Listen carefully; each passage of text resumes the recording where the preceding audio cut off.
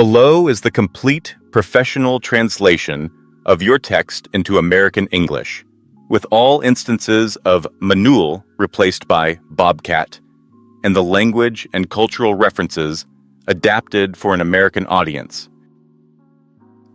Chapter 1. The Prairie Falls Silent. The prairie was mute. Only the occasional gust stirred the parched stalks of grass, and somewhere in the distance, near the horizon, the stones, heated by a relentless midday sun, hummed softly. Here, in the very heart of the vast American wilderness, life appeared as a fragile spark, ready to be extinguished at any moment. And yet, it endured, stubborn, tenacious, hidden in the cracks of the earth, in the burrows of small rodents, and in the rare shadows cast by rocky outcrops. This was the spirit reflected in the eyes of a bobcat named Fog. Fog was old. His once thick, luxurious coat, capable of withstanding the harshest winter chills, now hung in ragged clumps, exposing scars and faded skin. His paws, once swift and precise, now moved with cautious slowness, as though each bone ached with the weight of memories. Yet his eyes remained as they had been in youth, golden, piercing, with pupils like slender blades. In those eyes lived a remembrance, a memory of all he had lost. He stood at the edge of a bluff, gazing down at where, in the shade of boulders, faint movements flickered. Mice? Prairie dogs? Or merely a trick of the light? Fog sniffed the air, but the wind was blowing the other way, carrying away all sense. He knew that prey was becoming scarcer. A drought that had persisted for a second year had transformed the prairie into a barren land. Streams had dried up, grasses withered, and the small animals he once hunted had either migrated in search of water or perished. Fog felt his own strength waning with each passing day, but he would not surrender. He could not, for to give up would be to betray those he loved. Images flooded his mind, so vivid that he involuntarily squinted, as if trying to dispel them. There was his companion, Ina, with her soft coat the color of a sunset sky. There were his kittens, 3 fluffy bundles chirping and nuzzling against him in search of warmth. He remembered their scents, their voices, their tiny paws, and then shrieks of humans, barking dogs, the metallic tang of blood, poachers. They had come under cover of night, armed with nets and rifles, and taken everything he held dear. Fog had survived only because he was hunting far away at the time. He had returned too late to save them. 3 winters had passed since that fateful night. 3 long, bitter winters spent in solitude. He never sought another family, nor a new home. He simply existed, driven by an instinct that refused to let him lie down and die. Yet with every day, that instinct weakened, and Fog found himself questioning. Why? Why did he continue to walk, to hunt, to breathe? A sudden rustle interrupted his thoughts. Instantly alert, Fog pressed himself to the ground. His ears pivoted, catching the sound, a quiet but insistent rustle repeating. Someone was nearby, someone large. Slowly, Fog turned his head, and his heart nearly stopped. In the distance, at the foot of a craggy outcrop, shadows flickered. Wolves, 3 of them. Gaunt yet powerful, with burning eyes and bared teeth. They too were in search of prey, and Fog knew that, to a pack of hungry wolves, an old bobcat was hardly an insignificant catch. He did not wait. Drawing a deep breath, Fog dashed off in their direction, keeping to the cover of the scattered boulders. His paws skimmed over the sandy ground, his heart pounding so fiercely it seemed as if it might burst. The wolves had noticed him. Their howls, laced with both excitement and hunger, reached his ears. Fog realized he couldn't outrun them. He was too old, too weakened, but he might outsmart them. Reaching a narrow crevice in a rocky face, he squeezed inside, feeling the sharp edges of stone graze his sides. The wolves halted outside, growling and scratching at the entrance, but their broad muzzles were too large to follow him through the gap. Holding his breath against the cool wall, his heart drummed like a distant snare, and he waited. Several long minutes passed before the wolves finally lost interest and retreated, their footsteps fading as their howls dissolved into the wind. Only then did Fogg allow himself to exhale. Yet he remained on high alert. The prairie brooked no weakness, and he knew the wolves would return. Chapter 2. Shadows of the Past. Fog emerged from the crevice as the sky blushed with the crimson hues of sunset. The wolves had departed, yet their scent lingered in the air, sharp, threatening, a reminder that the prairie belonged only to those stronger than its other inhabitants. Fogg understood he had to move on. Staying put meant becoming easy prey, and he was not about to give in. Not now. He trod softly along the ground, keeping his silhouette low against the horizon. His paws left barely perceptible tracks in the sand, quickly erased by the wind. The prairie was merciless, yet it was his home, the only thing he had left.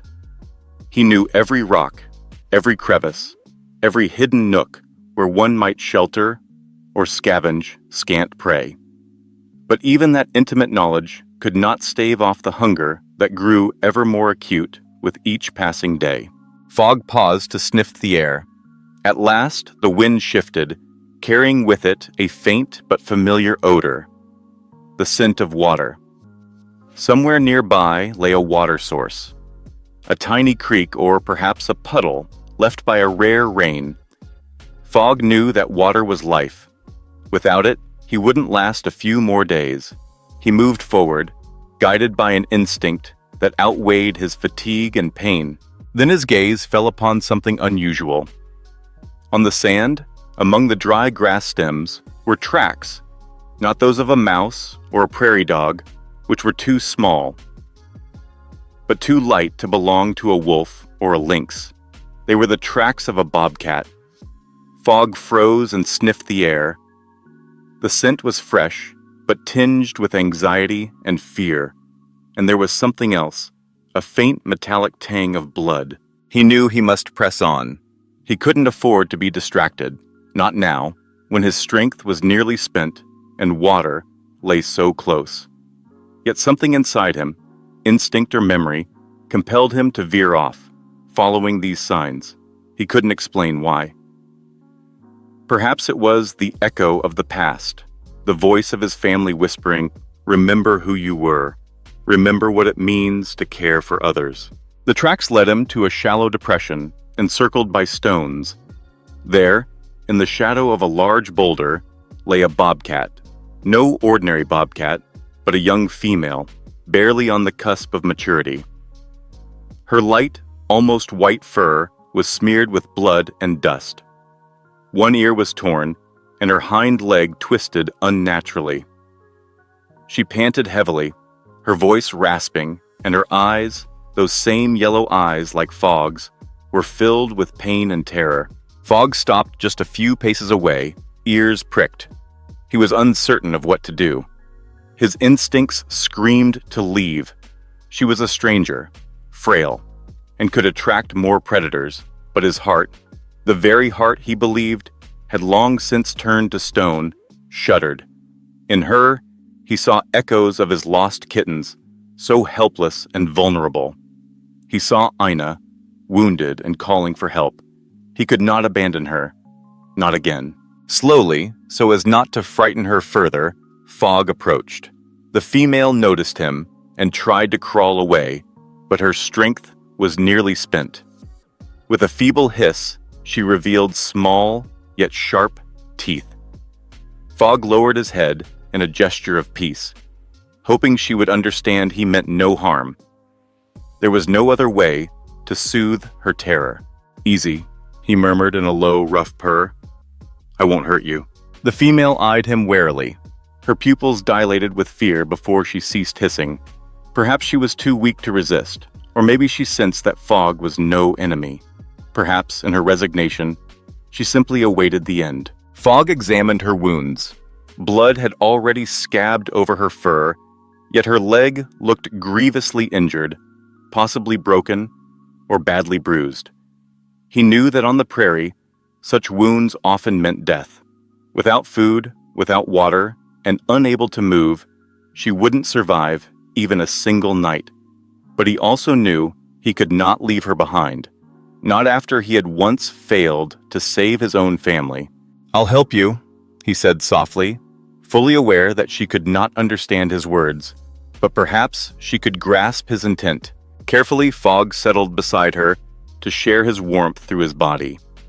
The prairie night was bitterly cold, and she was too weak to endure the frost. He didn't know how long he could remain there, or whether he would have the strength to find water and food for them both, but he was resolute. He would not leave, not now.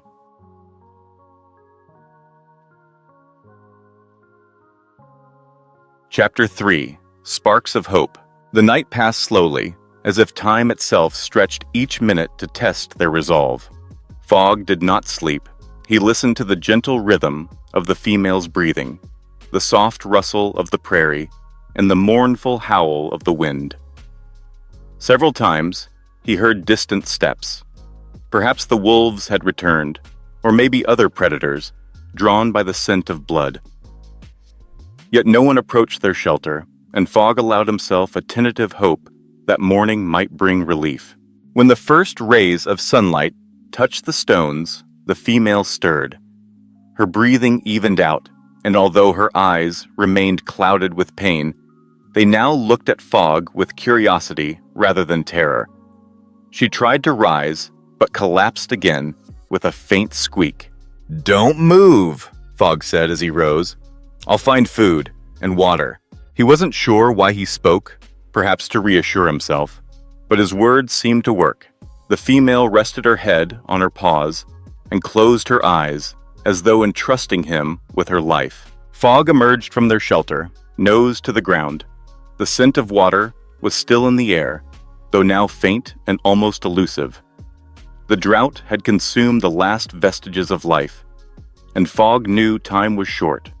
He pressed on, unwilling to dwell on leaving the wounded female behind. He would return. He had to. After several hours of searching, he discovered what he sought: a tiny pool hidden in the shadow of a rock. The water was murky and carried a hint of sand, but it was water nonetheless. Fogg drank deeply, feeling his strength slowly returning, yet he couldn't bring the water to her.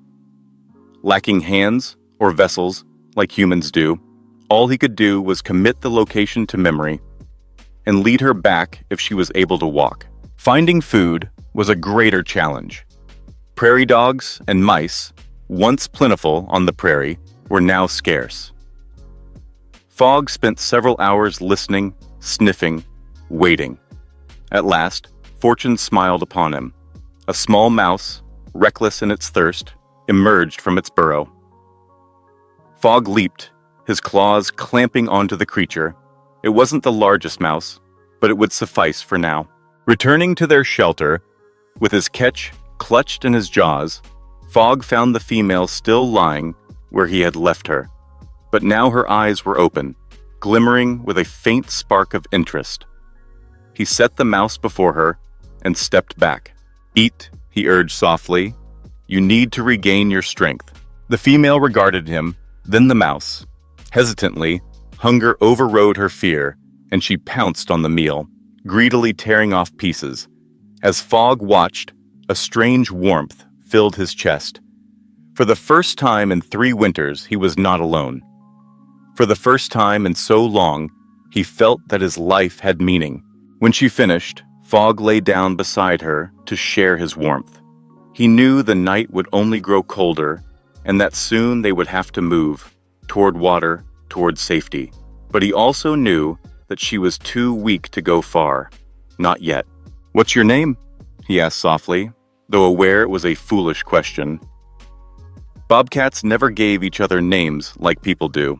Yet he needed something, a name to call her, to make her real rather than a mere shadow of his past. The female looked at him, her eyes reflecting the moonlight.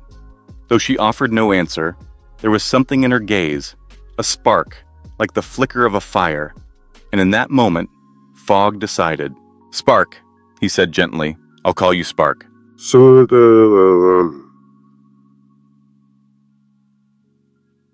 Chapter 4.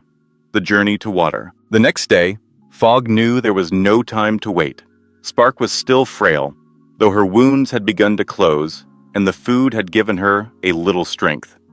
They had to reach water before the small pool dried up entirely. Fogg realized the journey would be arduous, especially for Spark, who could barely bear weight on her injured leg. Yet, they had no alternative. "We're moving," he declared, looking at her. "I'll help you." Spark regarded him with uncertainty, but there was no fear in her eyes, only trust. Perhaps born of desperation or an innate recognition of his determination. Fogg offered her his shoulder for support, and together they slowly advanced. The path was excruciating. Spark limped, frequently pausing to catch her breath. Fogg stayed by her side, murmuring soft purrs of encouragement. He strove not to reveal how exhausted he felt. His own strength was nearly spent, and hunger was clawing at him once more. But he could not afford any weakness, not when another life depended on him. They walked all day, keeping to the shade of rocks to avoid the scorching sun. By evening, Fogg noticed the scent of water growing stronger. They were near. He quickened his pace, urging Spark onward, until suddenly he stopped, sniffing the air. A new, sharp predator's odor had appeared, a scent both fierce and foreboding. Lynxes. Tensing, Fogg pressed his ears forward. He knew that lynxes were dangerous adversaries, especially for two weakened bobcats. There were two of them. He had heard their footsteps and seen their shadows flicker among the rocks. They too were searching for water, and they were not inclined to share. "Hide," he whispered, nudging Spark toward a nearby boulder. "I'll distract them." Spark's eyes widened in terror. She tried to protest, but before she could, Fogg bolted forward, hissing loudly to draw the attention of the lynxes. He knew it was madness. An old, ailing bobcat against two powerful predators. But it was the only chance he had to save her. The lynxes noticed him immediately and gave chase. Fogg darted between stones, desperately trying to lure them as far from Spark as possible. He felt his paws falter, his breath growing heavier, but he pressed on. He couldn't stop. One lynx leaped, and Fogg barely dodged its claws. A deep gash appeared on his side, warm blood seeping into his fur. Yet he kept running until he reached the narrow crevice where he'd once taken refuge from wolves. Squeezing inside, he hoped the lynxes could not follow him. But these predators were smarter than the wolves. One began clawing at the entrance, trying to widen the gap, while the other circled the rock, searching for another way in. Fogg realized he was trapped. His strength was failing, his wound bleeding steadily, and the lynxes were perilously close. Closing his eyes, he thought of Ina, of his lost kittens, their warmth and voices echoing in his mind. "Forgive me," he thought. "I couldn't save you all, but maybe I can save her." At that moment, he heard a cry. Not from the lynx, not from a wolf, but the cry of a bobcat. Fogg opened his eyes and saw Spark, limping yet resolute, launching herself at one of the lynxes and clawing at its face. The lynx howled in pain and recoiled, and the second, momentarily distracted, ceased its efforts at the gap. Seizing the opportunity, Fogg burst from the crevice and lunged at the second lynx, seizing its neck. Though his claws were old, they were still sharp, and he poured all his strength into the strike. Taken by surprise and unwilling to face such ferocity, the lynxes eventually backed off, growling and hissing as they retreated, leaving behind only the scent of blood and disturbed sand. Collapsing onto the ground, Fogg panted heavily. His side burned with pain, and dark spots danced before his eyes. Spark crawled to him, her eyes brimming with tears, or so it seemed. "You must live," she whispered, her voice rasping. "You must." Fogg looked at her, feeling the warmth of her words seep into his heart. For the first time in 3 long winters, he no longer felt alone. For the first time in so long, he sensed that his life still mattered.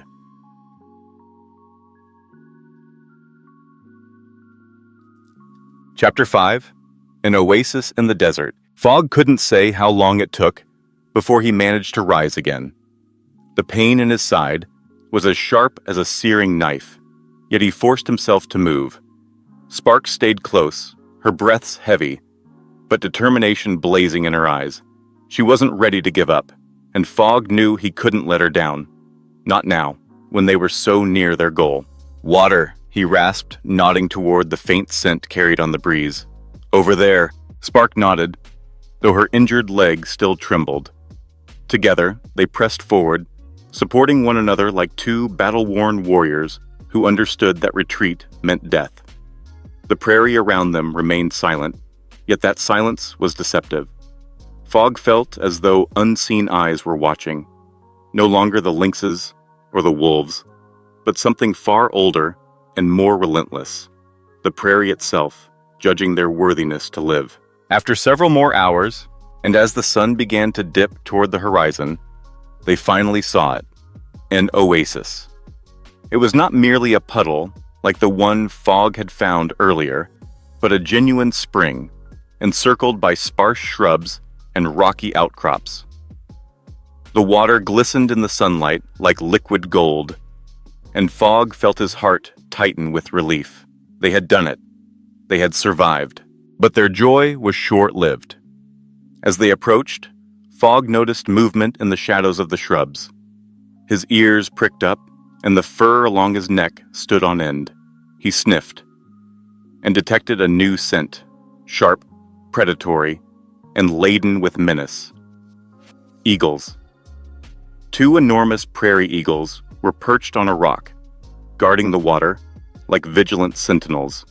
Their eyes, cold and unyielding, tracked every move of the bobcats. Fogg froze, pressing himself low to the ground. He knew that eagles were formidable foes. Their talons could rend flesh, and their aerial assaults left the bobcats exposed. He glanced at Spark, who had also noticed the predators. Though fear shone in her eyes, there was also a stubborn resolve that Fogg had come to admire. She wasn't about to surrender, even if it meant fighting. "We can't take them on," he whispered, careful not to draw attention. "They're too strong." "But without water, we'll die," Spark replied, her voice weak yet firm. "We have to take the risk." Fogg's heart tore between the desire to protect her and the grim reality that she was right. They had no choice, yet he also vowed not to let Spark jeopardize her life. He had to act. "Stay here," he instructed, his tone resolute. "I'll distract them. When they leave, run to the water, drink, and don't look back." Spark's eyes widened in horror as she realized what he intended. She tried to protest, but Fogg's determination was unwavering. "I must do this," he insisted. "If I don't, we both die. I can't lose another. Please, Spark, trust me." Spark fell silent, though her gaze spoke volumes. She knew she couldn't stop him, and that she must survive, both for herself and for him. Taking a deep breath, Fogg surged forward, hissing and growling loudly to attract the eagle's attention. His plan worked immediately.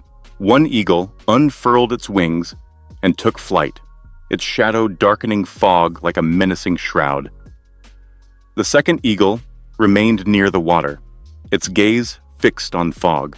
He ran, darting between rocks, striving to lure the first eagle as far away as possible from the oasis. He felt the predator's talons nearly brush against his back, and the wind from flapping wings singe his fur. His side burned with pain as blood began to flow anew, yet he pressed on. He had to give Spark a chance. Meanwhile, Spark sprinted toward the water as soon as she saw the second eagle distracted. Though she limped, her movements were swift and fueled by desperation. She reached the spring and began drinking, each gulp reviving her weary strength.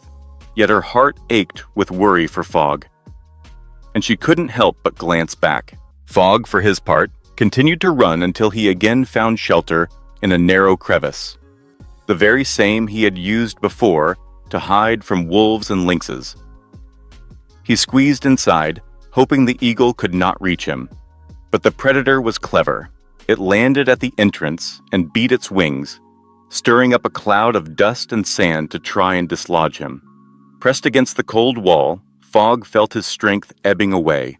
He knew he wouldn't be able to hold out much longer. Then, amid the chaos, he heard a cry. Not from the eagle, but from a bobcat.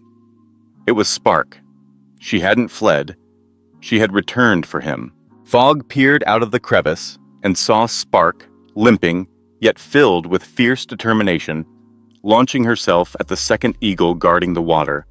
Her claws dug into the predator's feathers, and the eagle shrieked in pain, flapping its wings wildly. Distracted by her cry, the first eagle soared back to aid its companion, leaving Fog momentarily unmolested. Seizing the moment, Fog dashed from his hiding place and rushed to Spark. He knew she couldn't hold out for long. The eagle was too strong, too swift, but he couldn't abandon her. Not again. Together, they fought as two bobcats, bound not only by the instinct to survive, but by something greater: trust, care, and hope. Their claws and teeth paled in comparison to the might of the eagles, yet their determination was unmatched. Finally, realizing the prey was too stubborn, the eagles retreated, soaring away with cries of indignation. Exhausted, Fog and Spark collapsed on the ground, panting heavily. Their fur was dusted with blood and sand. Their bodies trembled from fatigue, but they were alive, and they were together.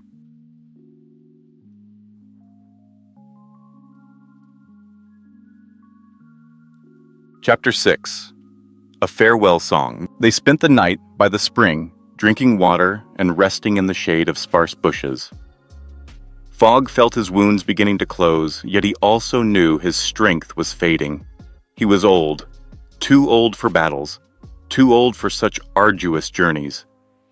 But Spark was young.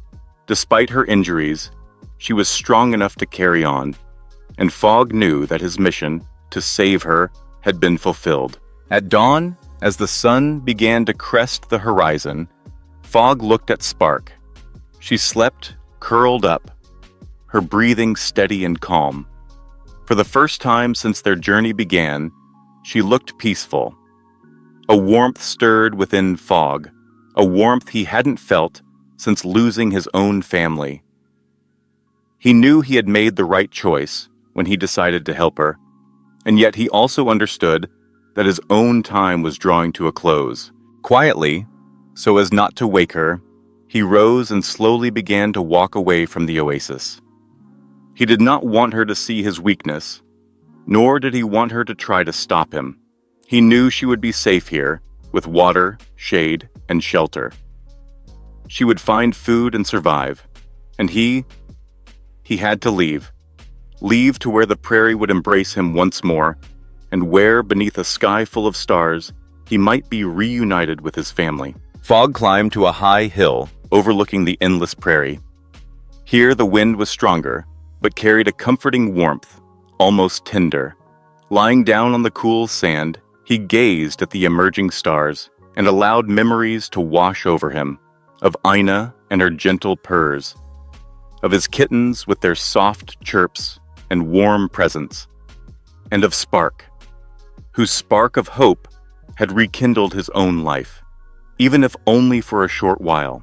"Forgive me," he murmured as he closed his eyes. "I did all I could." His breathing slowed, grew fainter, until eventually the wind's song, the song of the prairie, of solitude, of farewell, enveloped him, and Fog melted away like morning mist beneath the rising sun.